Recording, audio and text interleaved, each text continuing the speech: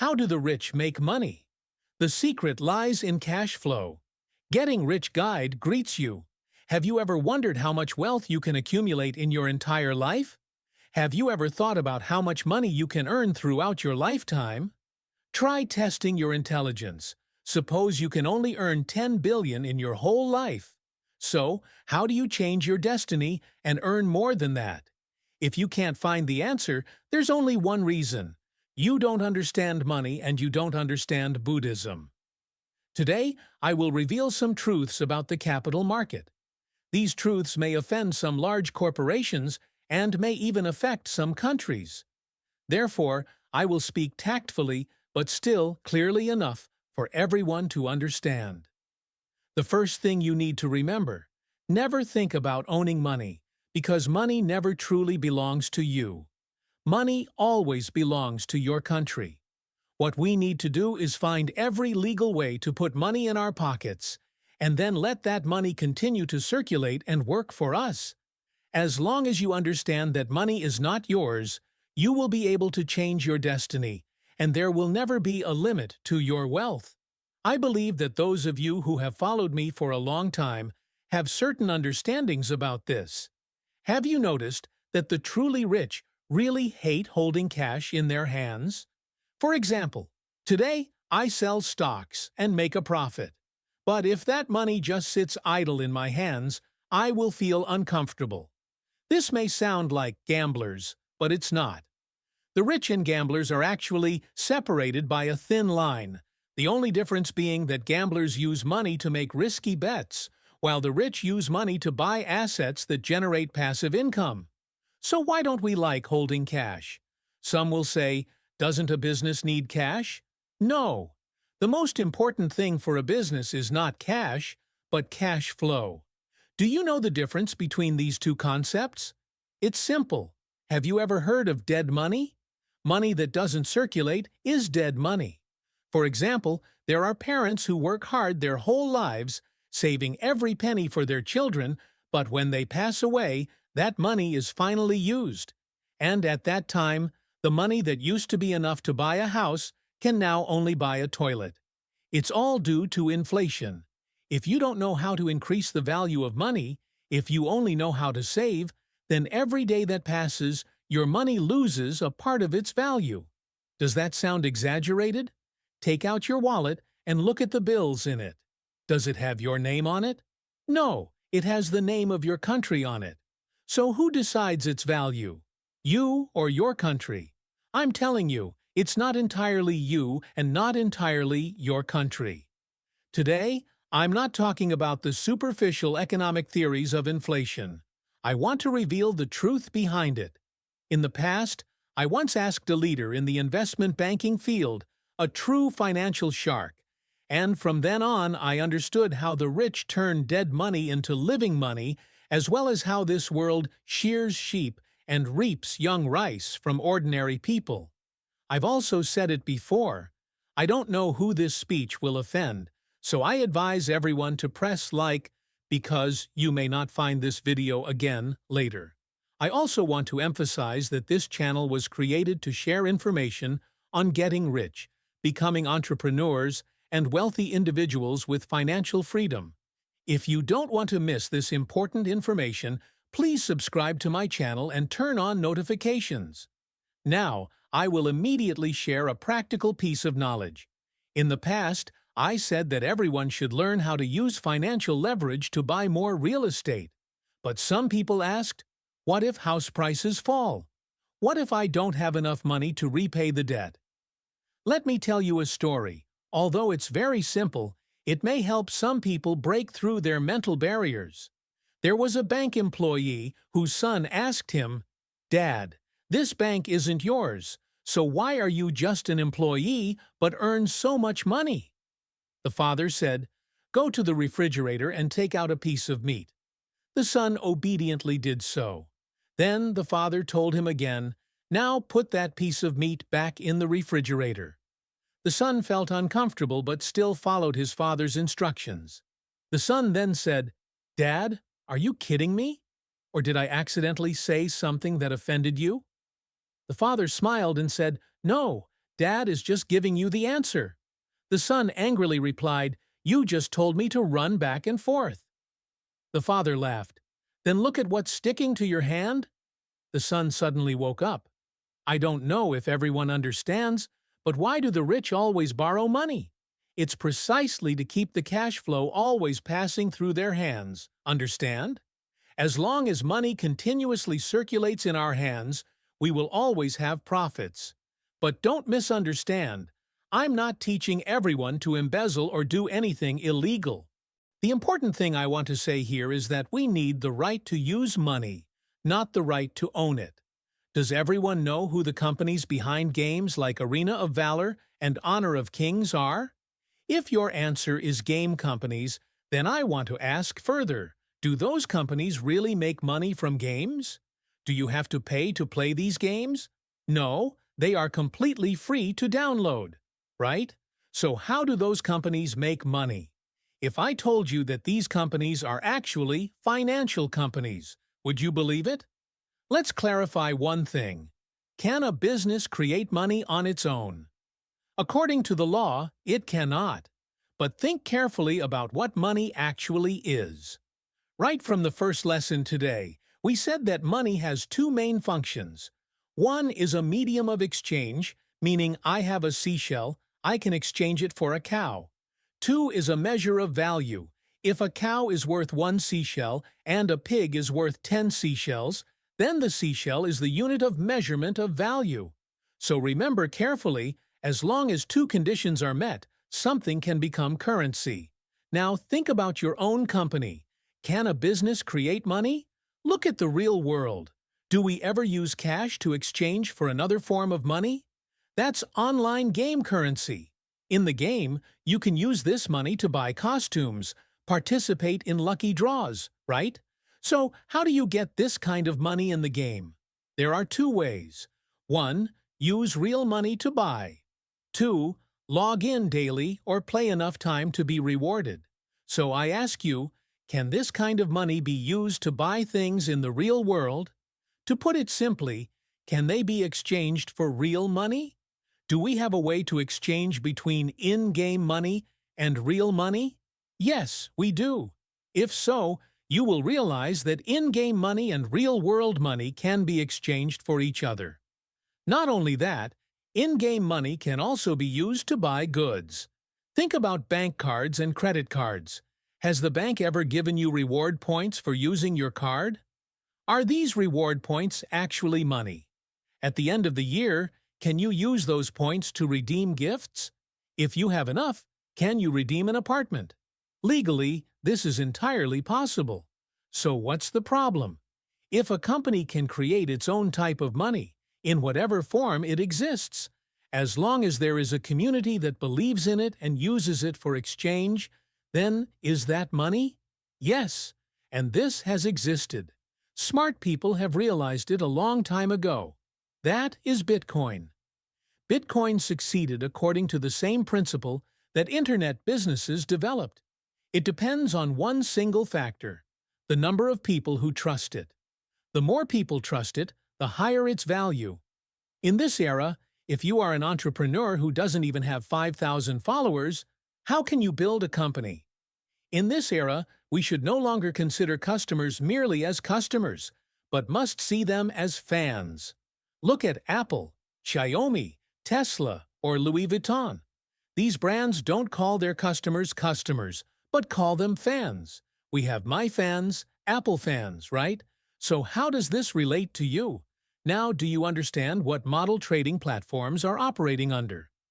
Those platforms are actually exploiting the right to use currency. Why is it that when you deposit money into exchanges and make transactions, they don't charge you fees or charge very little? Because they don't make money from transaction fees, but from the cash flow circulating on the platform. These companies are actually banks, financial institutions. It's just that their names don't reflect that. Imagine if you deposit $1 million into a trading platform, then on their books, they immediately have an additional $1 million. If 1 million people deposit each $1 million, what is their total amount of money? A huge number. But those numbers are not important. What's important is that you understand how these funds are used. Now, imagine you wake up and find you have an extra $1 billion. Ignorant people will deposit it in a bank at a 2% interest rate and think they have $20 million each year. But think about it. If financial companies have a team of investment experts, how much will they earn from that money? This is why I always say that all wealthy people find every way to keep cash flow in their hands and then invest it externally, because they make money from cash flow. They play financial leverage. Do you understand this? When you are just an individual, not yet a financial institution, you also need to find ways to revive your cash flow, instead of letting it sit idle in the bank and become dead money. Because the money you worked hard to earn, when it sits in the bank unused, is just being borrowed by others to create more money for them. If you patiently listen to this point, you will understand how we can utilize financial tools to play the cash flow game. There is a book I want to recommend to you. It is Fake by Robert Kiyosaki, the author of Rich Dad, Poor Dad. I have mentioned this book before, but today I want to share an important part of history in it. This part of history relates to America. It is astonishing that even now many people do not know about it, or some people know but do not understand its impact on our lives and do not know how to change it, which makes me feel extremely puzzled. If you want to become stronger, the first thing you need to do is study the strongest people in the world. And what is one of the strongest countries in the world? Without a doubt, it is America. So why is America so powerful? I once mentioned the famous saying of the Rothschild family: "Who controls the currency controls the greater part of the world's power." People who like to study history probably know what America was like before. They went through an important event, and as a result, they gained more than half of the world's wealth. Very simply, humankind in a certain period used something called gold in the process of trade and financial education. When everyone believed that gold was a medium of exchange, its value became infinite. In 1944, there were 44 countries, which were then the most developed countries in the world, that made a joint decision. Only the United States was allowed to produce gold, and all other countries were not allowed to freely own gold. Does everyone know about this historical period? From that moment on, gold became the only designated currency for global trade and payments. This meant that the United States could use gold to buy all the assets and resources of the world. But the problem was that only the United States had the right to create gold. So could the United States decide the amount of gold they owned? And from then on, the United States gradually became the most powerful country in the world. Do you understand why? They mined gold, then used gold to buy everything that other countries produced. They used gold to attract the best talents from other countries.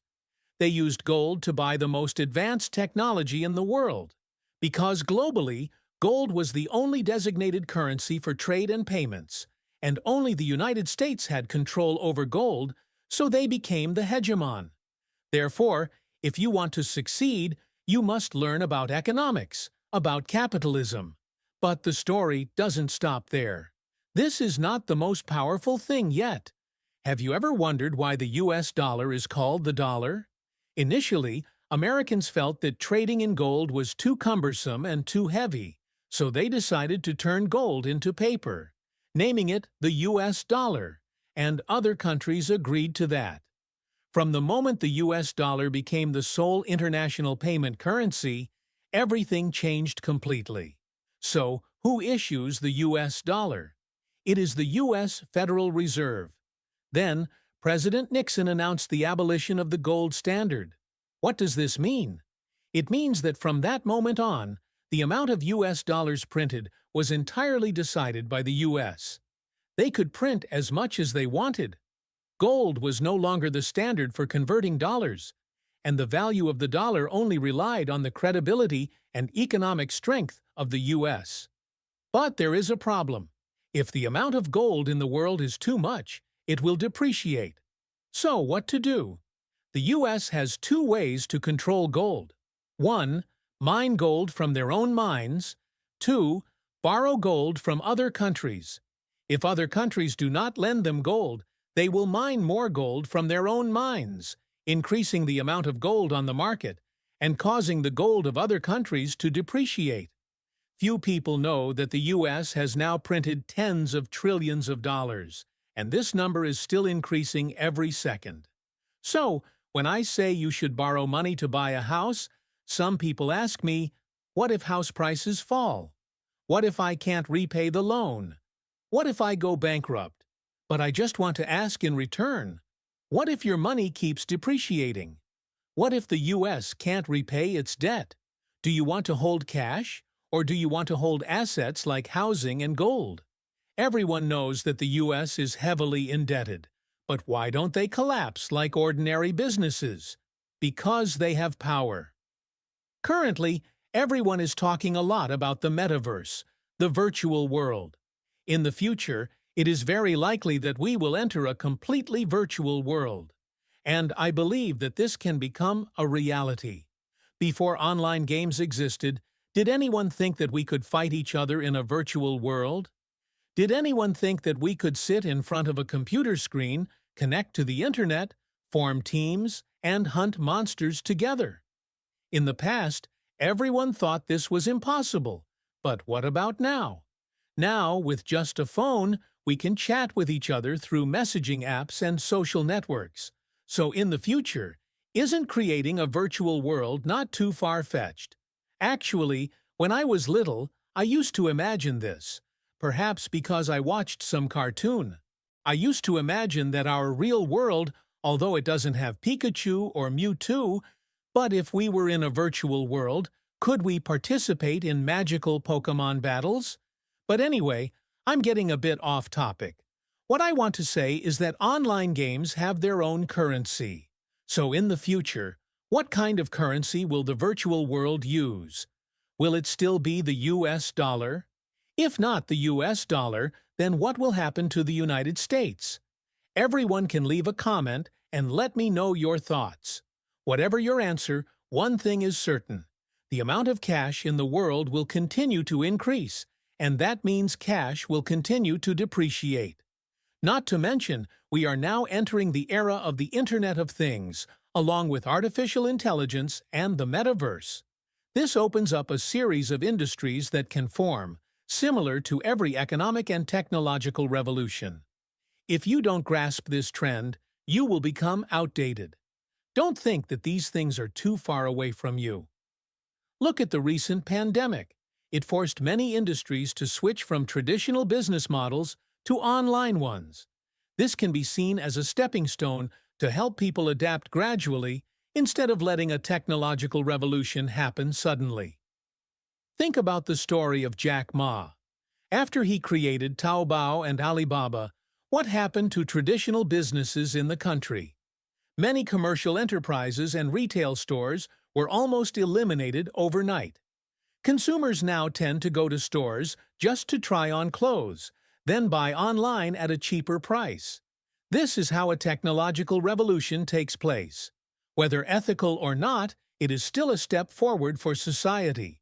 Something that history has proven time and time again. Currently, some people have quietly adapted and transformed. By the time the majority of people realize the opportunity to make money from the virtual economy, you will no longer have an advantage. The blue ocean will have been occupied. I always encourage everyone to start a business, but I also understand that not everyone dares to step out of their comfort zone to change their destiny. I myself started from scratch. Those who know me understand my abilities well.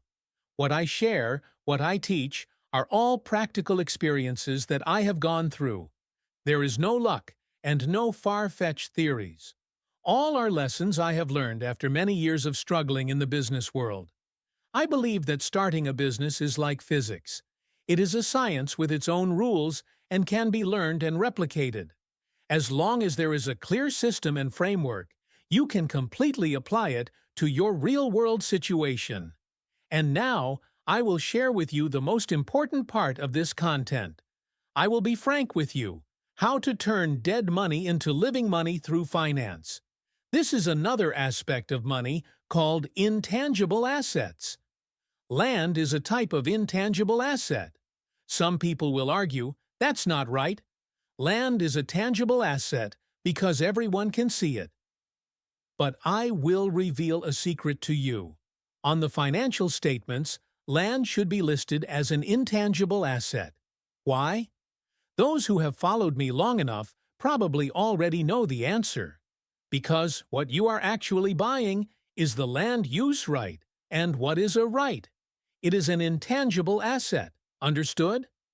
The land or house you buy does not actually belong to you, but to the state. I have noticed that many people do not know this, but still rush to buy houses. Try checking if your land use right has a time limit. In this world, except for what you eat, everything else does not truly belong to you. This is the biggest truth of this world, and it may take you time to accept it. So, from now on, don't think about owning something. Think about how to use it. Love is the same. Don't try to own or control the other person. But I'm getting a bit off topic. Let's get back to the main subject. How to turn dead money into living money. Listen carefully. Suppose I have $10 million and I use that money to buy a piece of land but register it under my company's name. And you also have $10 million, but you keep it in your company's bank account. Your advantage is that the cash flow is very flexible. You can withdraw and spend it at any time. But what about cash? Is it increasing or decreasing in value? Of course, it's decreasing because the bank deposit interest rate is too low. As for me, even though the land I bought is not highly liquid, I cannot withdraw money from it immediately. But if land prices rise, I can do one thing: revalue the asset. Suppose in the first year the land is valued at $10 million. In the second year, the land price increases to $20 million. And in the third year, the land price increases to $40 million. How is this increase in value recorded in the accounting books? According to regulations, the increased value of the asset will be counted as profit. Do you understand? 3 years later, my company can be listed on the stock exchange. Why can it be listed? Because my company's revenue increases by 100% each year. Why does it increase by 100%? Because land prices double every year. What about you? You keep $10 million in the bank account.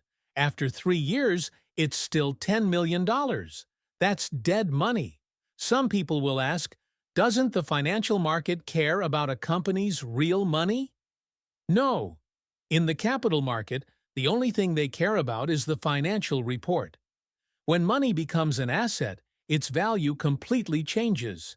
And that's still not the most important thing. Why do I encourage everyone to open a company, start a business, and be their own boss? For a simple reason. In this world, the rules of the capital market are always decided by capitalists. The advantage never belongs to the poor. Everyone thinks that billionaires like Warren Buffett pay a lot of taxes.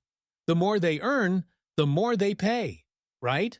But why does everyone say that billionaires like Buffett, Bill Gates, and U.S. President Donald Trump sleep very little? Trump once replied, "Because we have intelligence." Let me tell you a real story, and you will understand immediately. There was a businessman, I won't mention his name, who spent $50 million to buy a painting by Van Gogh. The press and media reported that he bought the painting in his personal capacity. But the big difference lies here. Buying in a personal capacity and buying in a company's name are two completely different things. What if the business spent $50 million to buy the painting? The painting would be recorded as a fixed asset of the company. Why buy the painting? Because, according to regulations, fixed assets can be depreciated within 5 to 8 years. Let's say we take the lowest level of 5 years, which means the value of the painting will decrease by $10 million each year on the accounting books. This is called depreciation. This $10 million depreciation can be counted as a company expense. The company's tax calculation is revenue minus expenses, and the remaining profit will be taxed at a percentage rate. So, what if the remaining profit is zero or a loss? The company will not have to pay taxes. Therefore, this depreciation is an expense that can offset the company's revenue. In other words, if this company has a revenue of $10 million each year and has $10 million in depreciation, then the company's profit will be zero. And when the profit is zero, the company does not need to pay taxes. Does everyone understand? This is one of the legal ways for a company to optimize taxes in such a simple way. This company can save $10 million in corporate income tax each year. Is saving taxes any different from earning an additional $10 million each year? Yes, because the money that should have been paid no longer needs to be paid, so it is also considered profit. Not only that, after 5 years, this painting has been fully depreciated and its remaining book value is almost zero. At this time, the businessman only needs to spend $1 to buy back the painting in his personal capacity. Then, the painting will go from being a company asset to his personal asset, while the company's accounting books will only record an additional $1 of profit. Does everyone understand my point? Therefore, we need to learn how to open a company to protect our interests and at the same time use financial strategies to optimize cash flow. Now I ask everyone, how much is this painting really worth? Some people say it's worth $150 million. Wrong. You still misunderstand the nature of money. The concept of money in the eyes of a businessman is very different from how we understand money in everyday life. So what determines the value of money in the eyes of a businessman? It's accounting laws, the financial system, and legal regulations. I'm not bragging, but this knowledge is rarely shared online. You may not even learn these things if you study finance or accounting at university, because this is practical experience that I learned from the tycoons in the financial investment industry. Today, I share this with everyone along with my perspective on the world. Therefore, before talking about capital and finance, the most important thing is to clearly understand the nature of money. Understanding money is extremely important. Money in different states will have different values and roles. So what else can money become? Money can become something called financial assets. This is the key factor that determines whether you can become a billionaire or not, because most companies that want to be listed on the stock exchange use this method. So among the types of financial assets, what is the most common type? It is company stock. I ask everyone, is stock valuable? $10 million in cash can become $10 million in stock. So what's the difference? Now, I ask a question. Suppose each of us has $10 million. What is the difference between Donald Trump's $10 million and our $10 million? Is there a difference in purchasing power? No, fundamentally, the purchasing power is the same. But what about equity? When your company is valued, people will use various methods, such as the cost method and the discounted cash flow method, to evaluate the company's value. Suppose your company has $10 million in assets and is valued at $10 million in equity. What does that mean? On the U.S. stock market, one share might only be worth $1. You still don't understand? What I just want everyone to think about is this. Does the equity value of a company necessarily have to be $10 million? On the company's books, the assets are $10 million, and the cash value is also $10 million. But what if we put this company under the name of Donald Trump? Do you believe that this company could immediately be valued at $100 billion? Could each share be worth $1,000? Absolutely yes. Because when Trump raises capital, everyone will scramble to invest in his company. This is precisely why the reputation of the company owner is very important. Most businesses in the world operate around money. For example, a common business model is that you establish a company in your local area. Suppose you live in New York and you spend $10 million to register a company there. But what if you could contact Elon Musk of Tesla? He might offer you a completely different business deal. What's going on? I absolutely advise you not to have assets under your own name. Then, out of the $10 million, I will help you find a company to hold $8 million. This service is called equity holding representation. Have you heard of this term? You might be surprised and ask, why do I need your help? But Elon Musk will tell you. Every year I charge you 3 to 5% service fee, which means you have to pay me about $300,000 to $400,000 each year. In addition, there is the $8 million that needs to be invested. So how about I help you find an organization to be the equity representative? Why would this entrepreneur do that? This should be my company, but in the end, I only keep $1 to $2 million, and the rest is given to Elon Musk to find another company to represent it. Then, every year, I have to pay him $300,000 to $400,000. Why do that? The reason is very simple.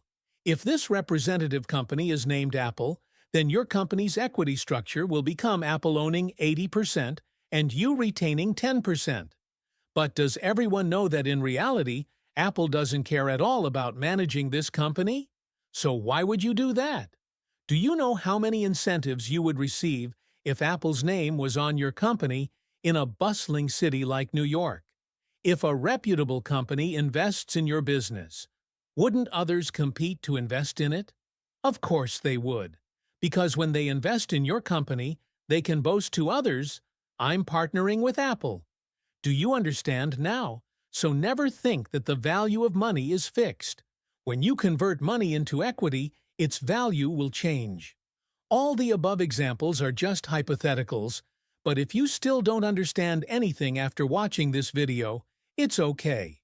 The important thing is that you must remember, if money just sits in your pocket or bank account, it's dead money. Never try to hold on to money, because money never truly belongs to you. What we need is the right to use money. Only when you take money out of your hands does it truly belong to you. But taking money out doesn't mean spending it wastefully. If you are already very wealthy, you can spend money to enjoy life. But if you have nothing, you must learn how to convert money into another form, such as assets, tangible assets, intangible assets, financial assets, right? Most importantly, use money to invest in knowledge, because your brain is your greatest asset. Due to time constraints, I will stop here. We share free information on how to become rich, entrepreneurs, investors, and achieve financial freedom. If you don't want to miss out, please follow our channel, turn on notifications, and share this video. I sincerely wish that all the brothers and sisters who have supported this video will soon achieve financial freedom. If just 1 or 2 sentences in this video help your life, I will feel satisfied.